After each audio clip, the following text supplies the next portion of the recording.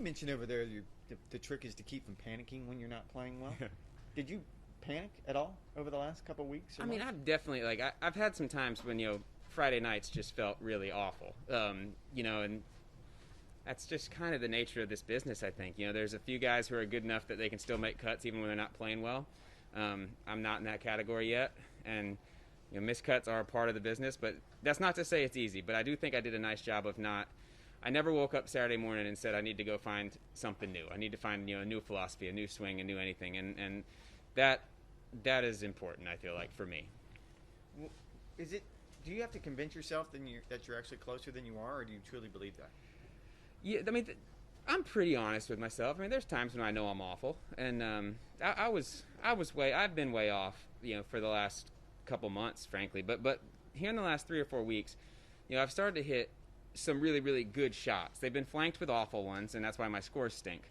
But the really, really good shots are there, and they mean something. Don't hit good shots if you're not doing something right. So to me, trying to get back to playing good golf has been more about elimination than addition. The good is there. I got to get rid of some of the bad. Don't exactly know how to do that. If I did, I would never play bad. But I'm moving in the right direction right now, and that's fun. You're not the only player that's been in a slump or has slumped in golf. It seems like most guys do at some 100%. Even some really good guys do. Well, because I'm thinking specifically now about Rickie Fowler. Yeah. So, I mean, do you sit and talk to maybe with other players about when things get bad, this is what I try to do? Yeah, I haven't done that as much as maybe I should. We kind of got the best resources in the world for figuring out how to be good at golf out here when you're surrounded on the PGA Tour by the best players in the world. That's a really good point you made. I haven't had too many conversations about it. I think a lot of the guys who have been out here for a while, Rickie being in that category, they probably know better than to go off and panic and search for a new everything when things aren't going quite right. But I do have a couple of good friends that are in their first year or two on tour, and I've had to have the conversation of what I've just talked about of not panicking, not looking for everything to be some new swing, new philosophy. I've had to have that conversation with some of my friends, I think there has to be some sense of remembering, no one made it to the PGA Tour by fluke or by accident. We made it out here because we did a lot of things right and played a lot of good golf. So there's something innately good in what we did to get here. And I try to remember that even when I get in one of those downtimes. And I wasn't always good at that, by the way. I've panicked plenty of times over the years, but I'm trying to do better now. So how good did today feel?